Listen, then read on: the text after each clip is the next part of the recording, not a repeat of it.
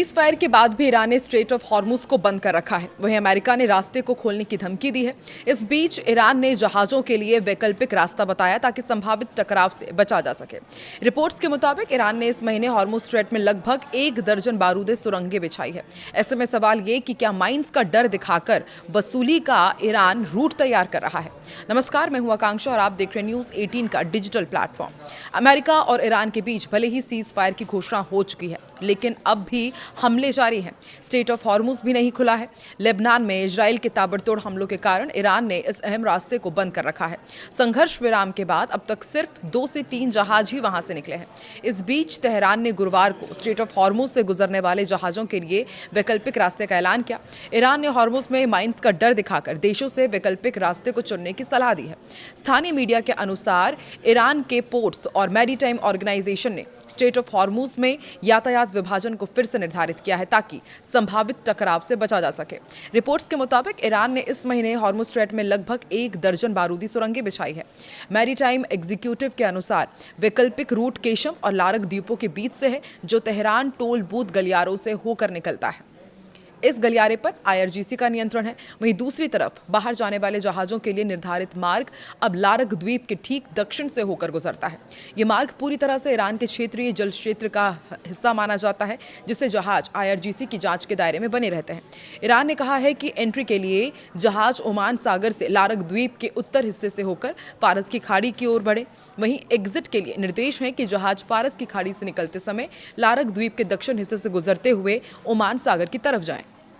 Iran ने Israel द्वारा Lebanon में हमले तेज किए जाने के जवाब में हॉर्मुज जलडबरू मध्य को बंद कर रखा है, जिससे हाल ही में हुआ युद्ध विराम भी खतरे में पड़ा हुआ माना जा रहा है। अमेरिका ने हॉर्मुज को खोलने की मांग की और शांति वार्ता को पटरी पर बनाए रखने की कोशिश की है।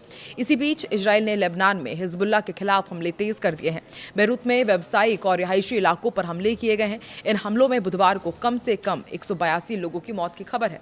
ईरान की संसद के अध्यक्ष मोहम्मद बाकर गालिबाफ ने कहा है कि प्रस्तावित वार्ता अतार्किक है, क्योंकि अमेरिका ने युद्ध विराम की शर्तों का उल्लंघन किया है। ईरान के विदेश मंत्री अब्बास अराक्ची ने भी कहा है कि लेबनान में संघर्ष खत्म करना युद्ध विराम का हिस्सा था, जबकि इजराइल और अमेरिका ने इससे इनकार कर दिया है। खबर यह भी है कि हॉर्मुज स्ट्रेट से गुजरने वाले तेल के जहाजों से हर बैरल पर $1 टैक्स लेने की योजना बना रहा है।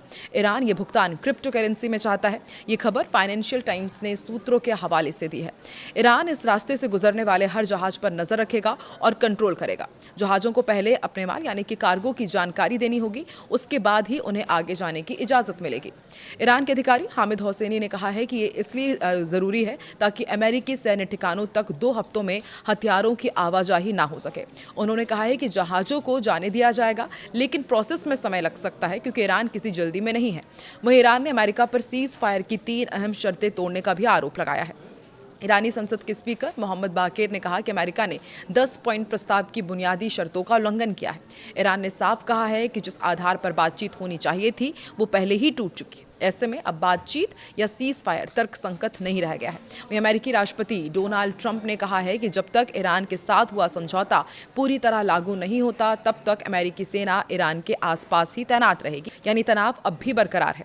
ट्रंप ने ट्रूथ सोशल पर पोस्ट कर चेतावनी दी है कि अगर समझौते का पालन नहीं हुआ तो फिर से गोलीबारी शुरू हो जाएगी, जो पहले से ज्यादा बड़ी, ताकतवर और विनाशकारी होगी। हालांकि उन्होंने ये भी कहा है कि इसकी संभावना बेहद कम है, लेकिन अमेरिका पूरी तरह से तैयार है। आपको क्या लगता है कि क्या सीज फायर का उल्लंघन होगा? क्या एक बार फिर से अमेरिका इजराइल के बीच, ईरान के बीच जंग और तेज हो सकती है? कमेंट सेक्शन पर अपनी राय जरूर दें।